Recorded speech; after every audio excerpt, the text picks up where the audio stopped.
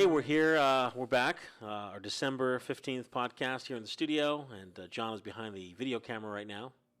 And next to me is Duane. Hello, everyone. Good to see you again.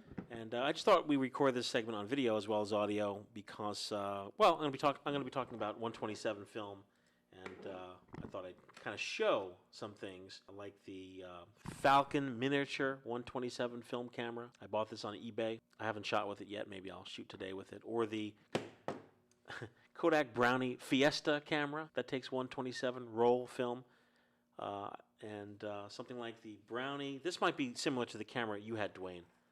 The Brownie Starfish. No, I'm sorry. Starfish? The Brownie Star Flash camera. So, I like Starfish better. Yeah. And this came, I bought this on eBay as well. It came fully packaged in this box. There's the box cover. A nice spot. Now, 127 film, it's a roll film. I'm going to show you what it is. Here it is, the little packet. This is a roll of Kodacolor X that expired in 1966. Now, we could only process it as black and white because the C22 processing doesn't exist anymore for this particular film. Here is a Falcon miniature camera. This is manufactured this is made by the Utility Manufacturing Company in New York City. I guess, Duane, in the 1950s, there were a lot of little indie companies making cameras that were not Kodak. We're looking through that old photo magazine, and there are so many cameras in there that I never heard of in regards to the brand name. And the company that just was the spearhead of that was a place called Spiritone. This is a roll of film. And, I used to be scared of any type of roll film. And don't be. This goes into the camera. The roll sneaks in. It snaps in the 127 film spool. This film, by the way, we're going to have to send to our friends at Blue Moon Camera because the film process C22 can no longer get film processed called C22. So I'm going to put it in the little tab here. And you literally going to roll. What's that thing squeaking? I usually put my thumb here on the full roll of film to make some tension.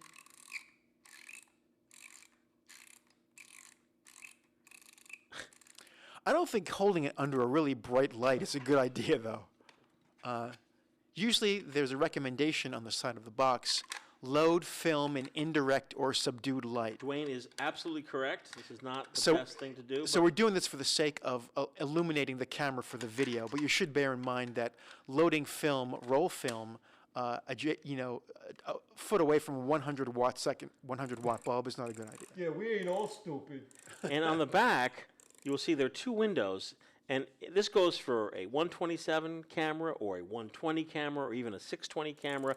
Those are all film that is rolled, and we're looking for the number one. Number one.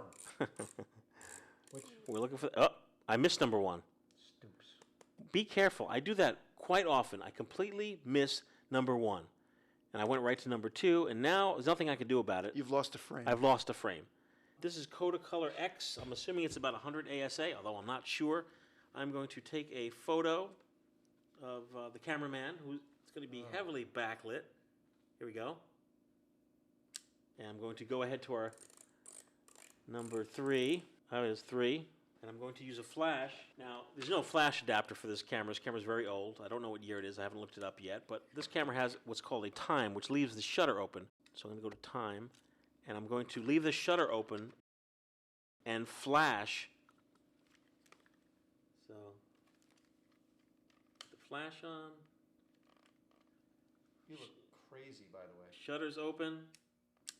Duane is holding the Rolls Royce of 127, the Yashica 44. This is a beautiful Look at that thing. TLR camera, a really beautiful camera. It's gorgeous. I have the shutter set to 60th of a second at f8. I'm going to assume there's 100 ASA film in here. I'm going to attach my Vivitar 252 flash to it. And there's a flash shoe on the side. It's not a hot shoe, but it is a shoe nevertheless. Attach it here. You could use any flash that has a PC cord adapter, which goes here. Here's your PC adapter. That is for your flash. Stick that in there. Great. Now I'm going to juice up the flash. And now, cock the shutter. Here's the shutter. This needs to get cocked. I can focus on John. And now, wait, I'm going to shoot John. Ready, John? Oh, I'm ready. 1, 2, 3. Any of these cameras, 127. You may say, Well, where can I get film? a while back you'd be able to buy film in 127 or 620 from a company. They had, they had proprietary film, and you bought it from them, and then you sent it to their lab, and they would return back to you prints that came with a full-size print and wallets. And here they are. And here they are. Duane actually did this. My father and I were big race fans in the 1970s, and we would go to USAC-sanctioned races at Trenton Speedway. And this car, the number 8 Olsenite Eagle, was the car of one Bobby Unser. And I believe this automobile belonged to Mario Andretti, whom I actually met after this race.